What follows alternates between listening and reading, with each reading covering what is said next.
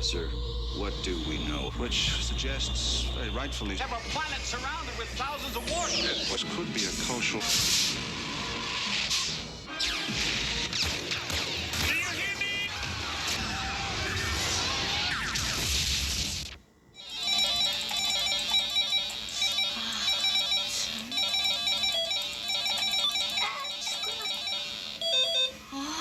근데 정말 외계인들이 쳐들면 어떻게 하지? 지금도 우주에는 무시무시한 일들이 일어나고 있는지도 몰라. 윤영이, 그건 그렇지 않아. 넌 누구야? 나 랄라. 여기는 지구에서 2억 광년 떨어진 곳. 랄라? 넌 우주에 대해 잘못 알고 있어. 내 이야기를 잘 들어봐. 우주에는 수많은 별들이 있는데 은하라는 단위로 구성되어 있지. 네가 속해 있는 은하계만 해도 무려 2천억 개의 별이 있는데 그 중에서도 태양을 중심으로 한 9개 행성을 태양계라고 하는데 그 속에서도 지구는 9개 행성 중 세 번째에 위치하고 있지. 와, 굉장하다. 그렇게 많은 별이 있다니. 근데 별은 어떻게 만들어지는 거야? 그 정도면 뭐 어렵지 않지. 울트라 슈퍼컴.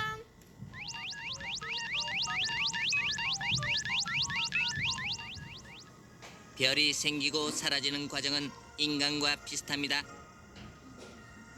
별은 우주를 떠다니는 먼지와 수소구름이 뭉쳐 탄생하는데 주변의 구름 덩어리는 지구 같은 행성을 이룹니다. 별은 중심부에서 빛을 내고 인간이 점점 자라면서 몸집이 커지듯 100억 년이 지나면 원래 크기의 약 100배 정도로 팽창합니다. 인간이 나이를 많이 먹으면 죽는 것처럼 이렇게 팽창한 별은 대폭발과 함께 그 일생을 마치게 됩니다. 와, 별도 사람처럼 태어나고 죽다니 신기하다. 그러면 태양은 어때? 태양도 다른 별처럼 나이를 먹으면 죽어? 그럼 태양도 하나의 별인걸? 태양이 다른 별들에 비해 지구에 가까이 있어 밝고 크게 보이는 거지. 다른 은하계에서 본다면 태양도 반짝이는 하나의 작은 별에 불과한 거야. 와, 그럼 태양은 내가 생각했던 것보다 더 지구 가까이에 있나 봐. 글쎄, 지구에서 태양까지는 1억 5천만 킬로미터니까 그렇게 가까운 거리는 아니지. 1억 5천만 킬로미터가 얼마나 먼 거리냐 하면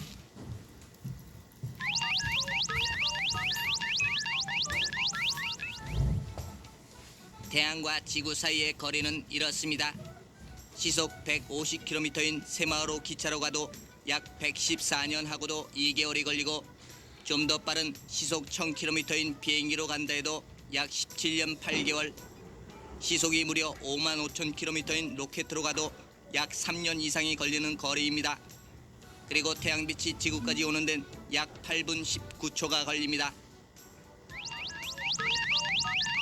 태양이 지구에서 이렇게 먼 거리에 있는데도 밝게 보이는 이유는 바로 크기 때문이야. 울트라 슈퍼컴의 설명을 잘 들어봐.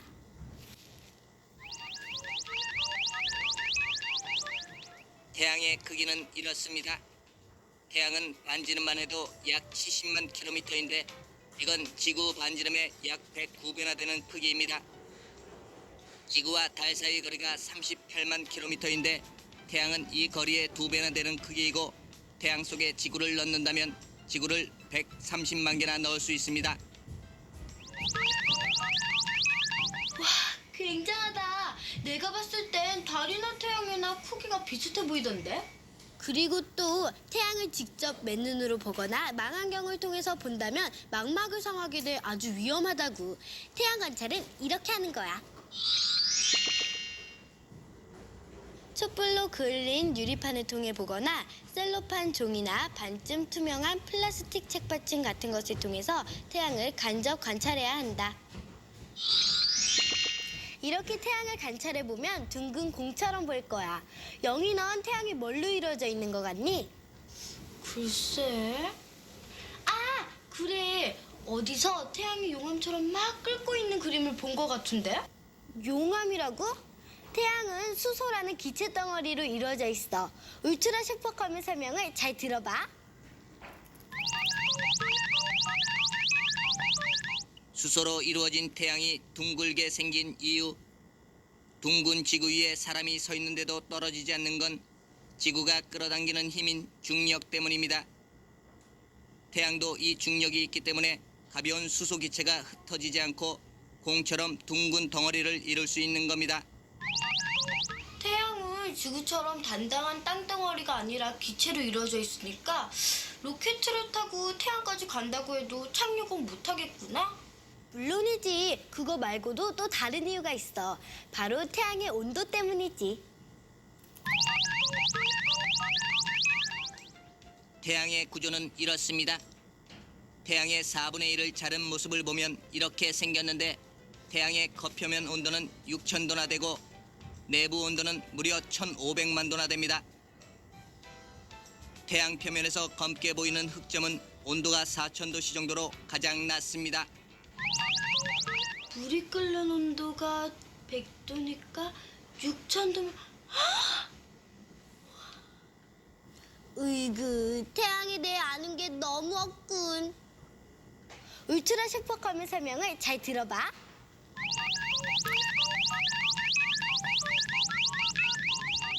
태양의 활동을 살펴보면 이렇습니다. 태양이 높은 온도를 유지할 수 있는 이유는 태양 가운데 있는 수소끼리 서로 부딪혀 반응할 때 생기는 열 때문에 그렇습니다. 태양 표면에 검은 얼룩처럼 보이는 흑점은 주변 온도보다 낮아서 어둡게 보이는 건데 크기나 위치가 일정하지 않고 자꾸 달라지고 있습니다.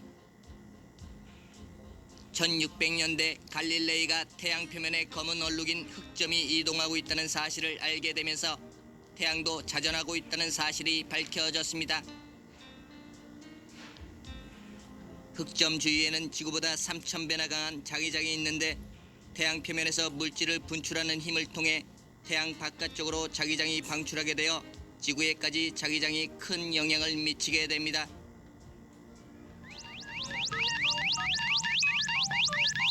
만약 태양 없이 나처럼 밝게 하려면 전등을 40억 개나 켜두어야 할걸? 와, 태양이 없다면 정말 큰일이구나. 깜깜해져서 아무것도 안 보일 테니까 말이야.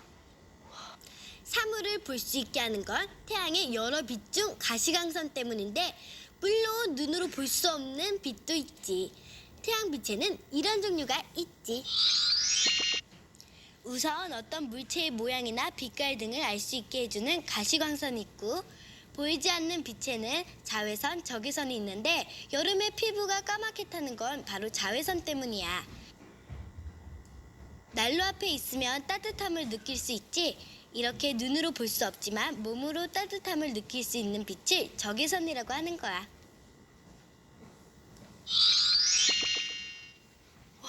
난 빛은 그냥 하나라고 생각했는데. 이 정도로 놀라다니. 태양이 얼마나 많은 일을 하는지 모르는 모양이구나.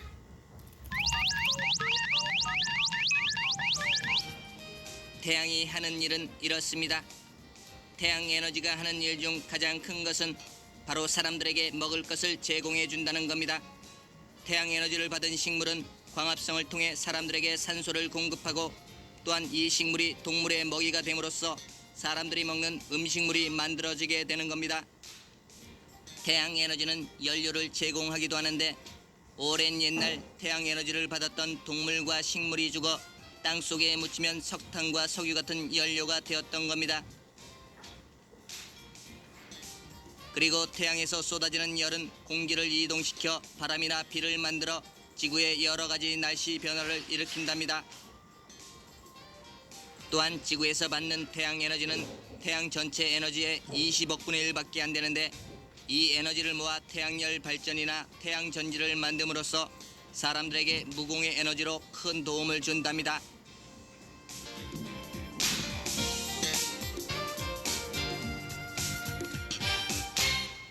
오늘 랄라라는 친구 덕분에 태양에 대해 많은 것을 알게 되었다.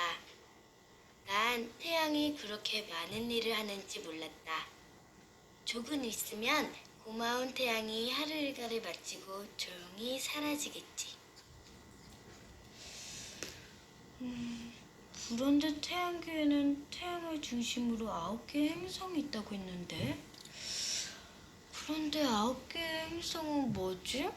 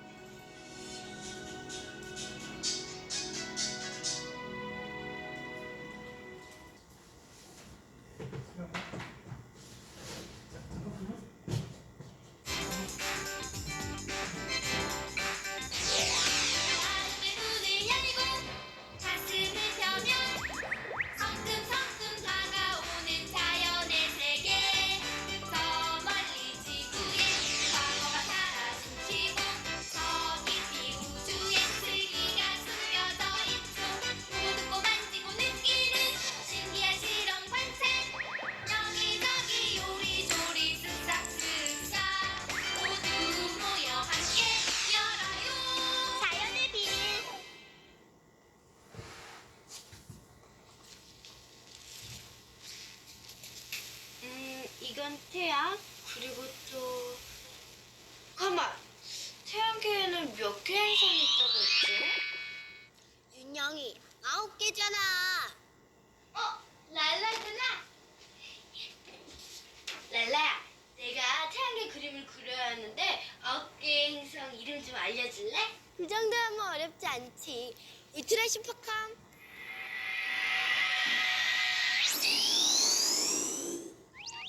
태양계에는 9개 행성이 있습니다. 수성, 금성, 지구, 화성, 명왕성 등 고체로 된 행성과 기체로 된 목성형 행성으로 나뉩니다. 태양계를 이루는 중심은 스스로 열과 빛을 내는 태양. 태양에서 가장 가까운 별은 수성. 지구의 3분의 1 크기입니다.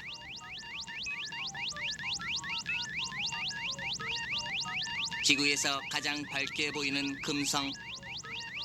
금성은 두꺼운 구름으로 덮여 있습니다. 표면의 3분의 2가 물로 이루어진 지구.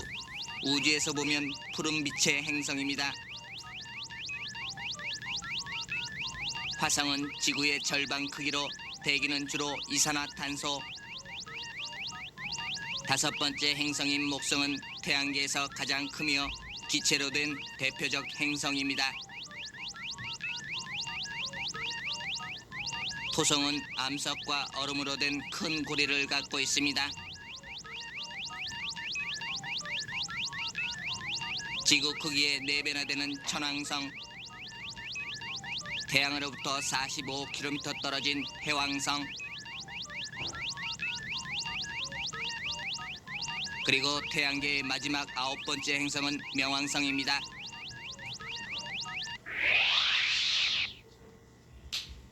이제 다 했다. 그게 그게 끝이 아니야. 밤하늘에 반짝이는 별은 모두 다 같아 보이지만 실제로는 다 다르다고. 우선 크기부터 아주 다르지. 반지름이 6,400km인 지구를 1로 한다면 수성의 크기는 0.4, 금성은 0.9, 화성은 0.5, 목성은 11.2, 토성은 9.4, 천왕성은 4.0, 해왕성은 3.9, 명왕성은 0.2. 그런데 태양은 무려 109나 된다. 와, 정말 목성이 제일 크다. 이제 됐지, 랄라야? 크기는 맞지만 간격이 틀렸어. 태양과 각 행성 간의 거리 말이야.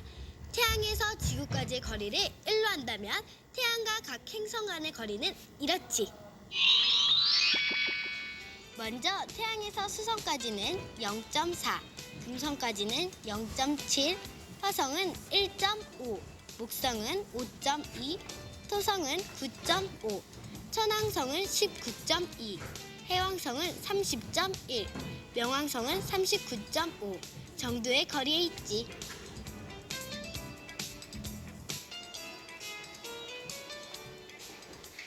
이제 9개 행성들이 제자리를 찾았으니까 이번엔 반짝반짝하게 한번 만들어볼까? 랄라야, 행성 중에서 어떤 별이 제일 빛나? 윤영이, 넌 행성과 해성, 위성에 대해서도 역시 잘 모르지? 울트라 슈퍼컴 설명 부탁해.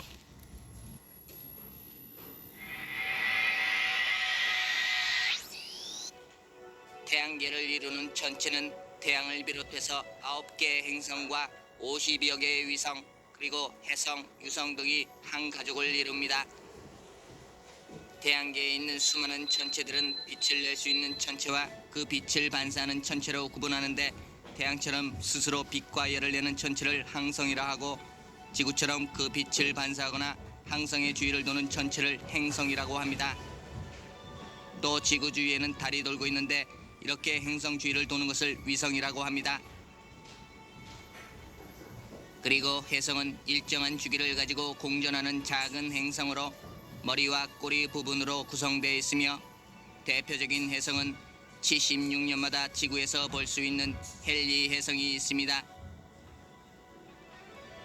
사람들이 별똥별이라고 부르는 유성은 지구의 대기권으로 들어오는 천체의 작은 조각들이 빛을 내며 타는 것을 말합니다. 아, 그렇구나. 근데 밤하늘을 보면 유난히 반짝반짝 빛나는 별이 있는데 그건 왜 그래? 별은 지구 가까이 있을수록 밝게 보여. 그래서 금성이 9개의 행성 중 가장 밝게 빛나지. 또 크기와 태양과의 거리 등 다 특징이 있어. 그래? 어떻게 다른데? 우선 태양과 지구 사이에 있는 두 행성부터 이야기해주지. 울트라 슈퍼컴.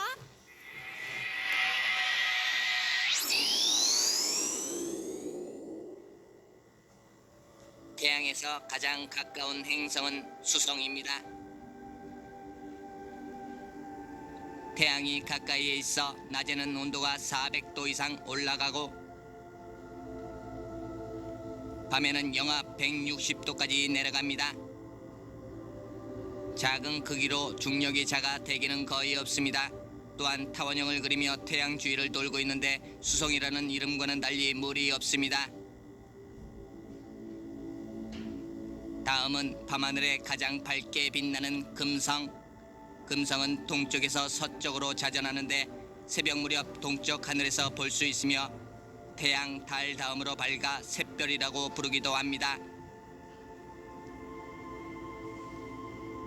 금성은 두꺼운 대기층으로 덮여 있는데 대부분이 이산화탄소이고 대기의 압력도 지구보다 10배나 커서 사람이 금성에 간다면 견딜 수 없을 것입니다. 잘 들었겠지? 자, 이번엔 지구 바깥쪽의 행성들에 대해서 이야기해줄게. 울트라 슈퍼컴.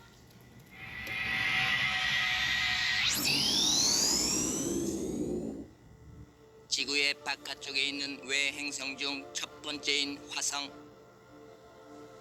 태양계에서 네 번째 행성으로 표면은 붉게 보이며 고지대와 저지대, 계곡과 화산 등 여러 가지 지형이 남아 있고 그 표면에는 물에 의한 침식의 흔적을 찾을 수 있습니다. 태양계에서 가장 높은 산인 올림푸스 화산은 높이가 25km에 이르며 밤낮의 온도 차이가 심하고 극지방에는 이산화탄소가 얼어 있습니다. 지표면에서는 사막처럼 바위와 붉은 흙먼지가 날리고 있으며 지역에 따라 계절의 변화가 있습니다. 또한 화산과 목성 사이에는 약 2천여 개의 작은 소행성대가 널리 분포되어 있습니다. 태양계 행성 중 최대 행성인 목성. 지구의 11배가 넘는 크기며 온도가 매우 낮습니다. 현재까지 2호 등 16개의 위성이 발견되었으며 여러 층의 줄무늬는 빠른 자전 때문에 생깁니다. 무늬 중 가장 큰 소용돌이는 대적점이라고 부릅니다. 이처럼 목성은 기체로 이루어져 있으며 대기의 대부분이 수소와 헬륨입니다.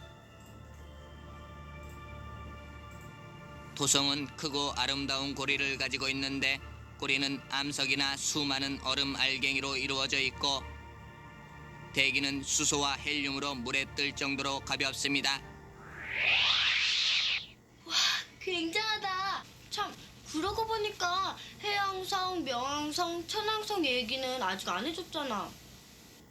알았어. 울트라 슈퍼컴 세계 행성들에 대한 설명 부탁해.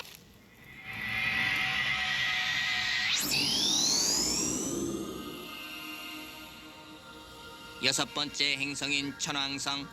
육안으로는 지구에서 보이지 않지만 천왕성은 자전축이 기울어져 누워서 자전하고 있으며 평균 온도는 영하 200도.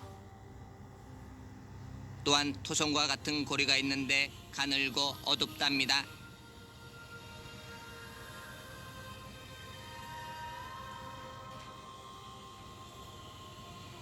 일곱 번째 행성인 해왕성은 태양으로부터 45km 거리에 있는데 천왕성과 쌍둥이 행성이라 할 정도로 닮았습니다.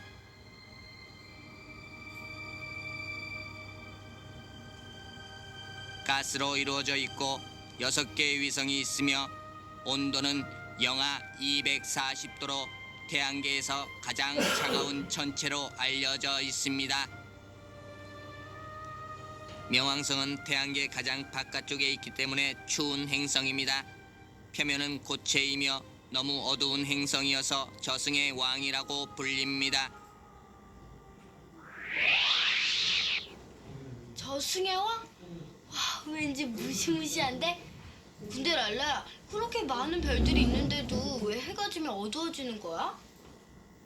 그건 우주가 굉장히 넓고 별들이 지구에서 아주 멀리 떨어져 있기 때문에 별빛이 밝게 안 비춰져서 밤하늘이 어두운 거야. 누가 또 날 찾는군. 난 이만 가봐야겠어. 랄라야! 랄라야!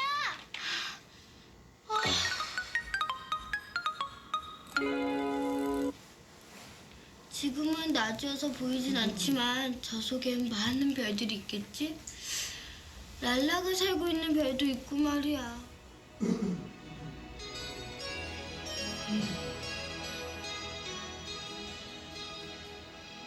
아홉 개의 행성으로 이루어진 태양계. 그 세 번째 행성인 지구에 우리는 살고 있으며 그 밖에 다른 행성이 있는지 또 먼 외계에 다른 생명체가 있는지 우린 아직도 알 수가 없습니다.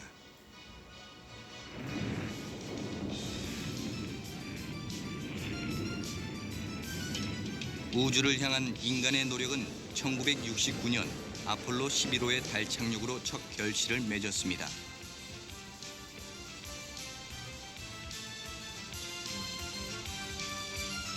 그 후 파이오니어, 보이저호 등 많은 우주 탐사선을 통해 태양계의 여러 행성들에 대한 구체적인 지식을 얻었고 그 노력은 지금도 계속되고 있습니다.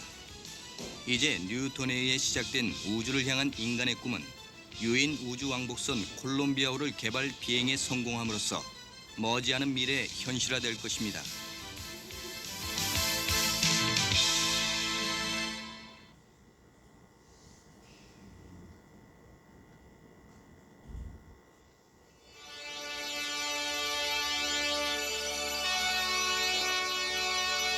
우리들이 숨쉬며 살아가고 있는 지구.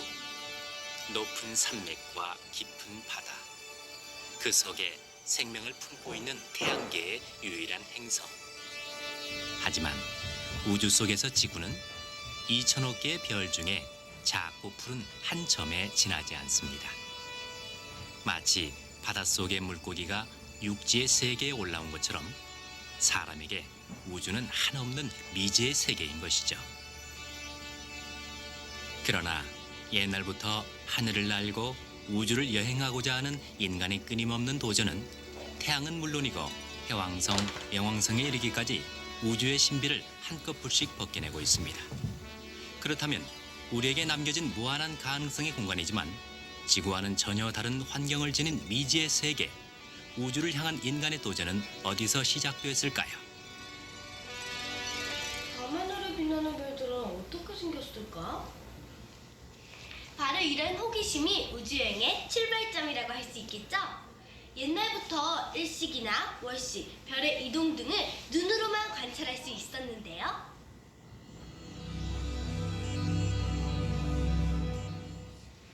하지만 망원경이 생기면서부터 우주에 대해 보다 구체적이고 직접적으로 살펴볼 수 있게 되었습니다. 자, 그럼 우리들이 우주를 향해 나아갈 수 있도록 우주의 실제 모습을 보여준 망원경 속으로 함께 들어가 볼까요? 우주에 대한 인류의 꿈을 한층 더 가까이 다가설 수 있게 해준 망원경은 17세기 초 갈릴레이에 의해 발명돼서 최근엔 우주 공간에까지 설치되어 있습니다. 그리고 빛을 반사하는 렌즈는 여러 가지 첨단 기계와 연결되어 다양한 우주의 모습을 우리에게 전달해 줍니다. 이러한 천체 망원경은 우주의 모습을 보다 잘 관찰할 수 있도록 주로 높은 산에 위치해 있습니다. 그럼 우리나라의 천문대를 살펴볼까요? 1978년도에 설립된 소백산 천문대.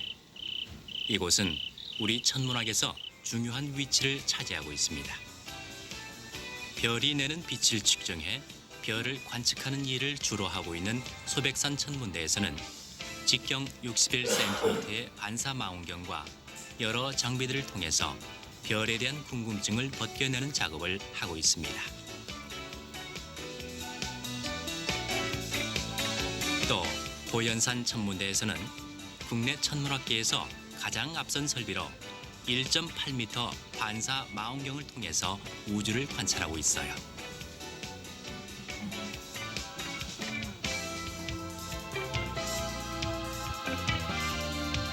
이 밖에도 태양 플레어 망원경이 있는데요. 이 망원경으로 태양 표면의 물질이 어떻게 움직이는지, 흑점이 어떻게 변화하는지를 관측하죠. 이처럼 빛을 이용해서 우주를 관찰하는 광학 망원경 외에도 우주의 여러 별에서 나오는 전파를 이용해서 우주를 관찰하는 전파 천문대도 있습니다. 별은 일정한 전파를 내보내기도 하는데요. 날씨에 상관없이 별이 보내는 전파를 수신하고 분석하는 일이 주요 임무입니다. 이들 망원경보다 더욱 멀리, 더욱 명확하게 별들을 관찰할 수 있는 방법, 즉 우주에서도 망원경으로 관찰할 수 있습니다. 우주 왕복선을 통해서 우주로 쏘아 올려진 허블 망원경, 마치 지구를 도는 인공위성처럼 일정한 궤도를 돌면서 지구에서 관찰할 수 없는 우주의 비밀을 우리에게 알려줍니다. 망원경을 통해 살펴본 우주, 그 미지의 세계. 그렇다면 우주를 직접 찾아갈 수 있는 방법은 없을까요? 제2단계, 어떻게 우주를 갈 수 있는지, 갈 수 있는 방법을 함께 알아볼까요? 본격적으로 우주를 탐사하기 위해서는 이제 지구를 벗어나야 하는데, 이러한 우주 여행이 가능하게 된 것은 로켓의 발달 때문입니다. 연소가스를 힘차게 내뿜어서 그 반동으로 앞으로 나아가는 로켓의 원리는 뉴턴의 법칙으로, 이 법칙에 따르면 어떤 행동이든 그 반대 방향에는 똑같은 힘을 가진 반작용이 유발된다는 것입니다. 그럼 여기서 한번 로켓의 원리를 알아볼까요? 속이 빈 관에 화약을 넣고 불을 붙이면 군사구로 뜨거운 가스를 내뿜으며 로켓은 하늘로 올라갑니다. 하지만 우주를 여행하기 위해서는 강력한 추진력과 목적지까지 일정한 속도를 낼 수 있는 에너지가 필요합니다. 따라서 오늘날에도 로켓의 연료는 끊임없이 개발되고 있죠. 이러한 발전에 힘입어 1957년 구소련은 최초의 인공위성 스푸트니크 1호를 쏘아 올렸습니다. 우주 탐사에 첫 발을 내디딘 것이죠. 인공위성이란 인간이 여러 가지 목적으로 지구 주변에 일정한 궤도에 쏘아 올린 우주선인데요. 마치 달이 지구를 돌고 있듯이 지구 주위를 돌고 있답니다. 자, 이제 우리 인간이 우주로 나갈 준비가 다 된 것 같은데요. 과연 최초의 우주인은 누굴까요? 지구와는 다른 미지의 세계 우주. 사실은 사람보다 앞서 원숭이 등 많은 동물들이 비행을 했습니다. 이제는 사람이 우주선에 오를 순서겠죠?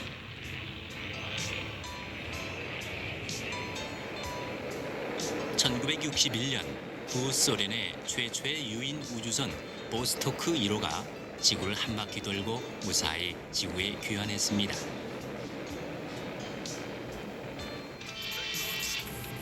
이 우주선에 탑승한 유리 가가린이 우주에서 지구를 관찰한 최초의 우주인이 됐습니다. 그리고 1년 후 미국에서 7명의 비행사 중 제퍼드가 머큐리 3호를 타고 3일간 우주를 비행해 두 번째 우주 비행사가 됐죠. 이렇게 한 걸음 한 걸음 조심스럽게 우주를 향한 인간의 발걸음은 드디어 우주의 첫 발자국을 남기게 됐죠. 1969년 7월 미국이 쏘아 올린 아폴로 11호는 인간을 달 표면에 도착하게 했고, 닐 암스트롱은 달 표면에 역사적인 인간의 발자국을 남겼습니다. 또한 이를 계기로 급격히 발전하기 시작한 우주 개발은 우주에서의 유영도 가능케 했습니다.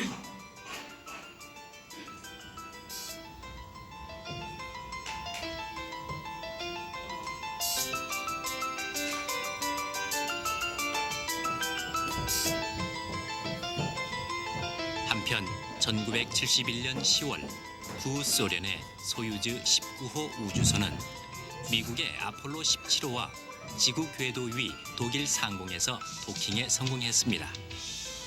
도킹이란 우주 공간에서 우주선이 다른 비행체와 결합하는 것인데, 지구 궤도에서 두 대의 우주선이 만나 공동의 과학 임무를 수행하게 된 이 우주선의 만남을 통해서 두 나라의 우주인들은 서로의 우주선을 오가며 실험과 연구를 진행하기도 했고 우주 유영을 하기도 했습니다.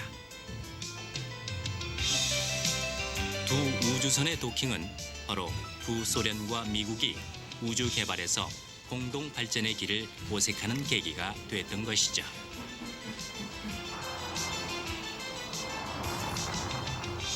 또한 1981년 4월 11일 우주 왕복선 콜롬비아호의 발사는 우주 개발 시대의 신기원을 이룩게 했습니다. 지구를 36회 공전하고 지상으로 무사히 귀환한 콜롬비아호는 이제 연료 탱크만 교체하면 몇 번이고 계속해서 쓸 수 있게 된 것이죠.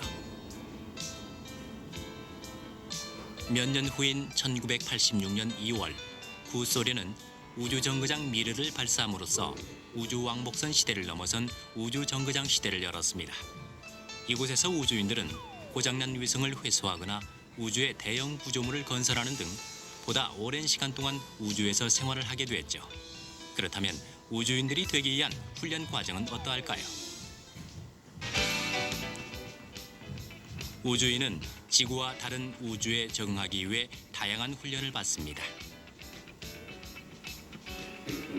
물속에서 우주에서처럼 수중 우주 유영 훈련을 받고, 급격한 속도의 변화에 적응하기 위해서 원심 분리 훈련을 받습니다. 그리고 우주의 무중력 상태에 대한 적응 훈련도 우주 비행사에게는 역시 필수적입니다.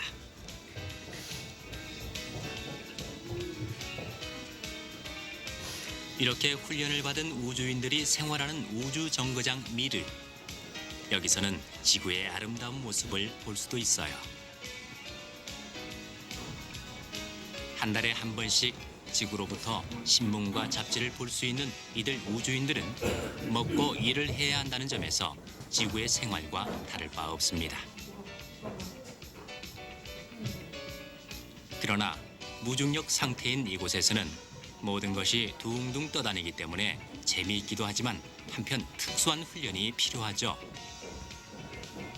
식사 시간에 둥둥 떠다니는 음식들,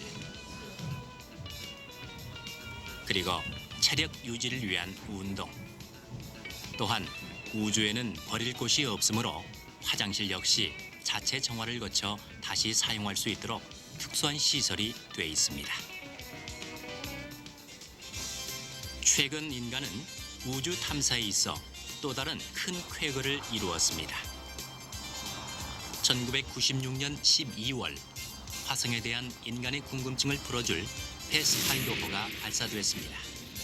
1997년 7월 4일 화성 표면에 도착한 패스파인더호의 화성 탐사를 계기로 이제 행성 탐험의 시대가 열린 것이죠.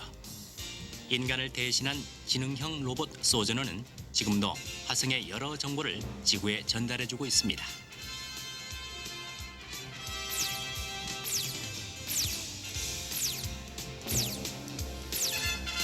이 밖에도 마젤란호는 금성을, 갈릴레오호는 목성을 탐사하고 있으며 태양계에 대한 지식 대부분은 바로 보이저호의 행성 탐사 덕분에 얻어진 것입니다.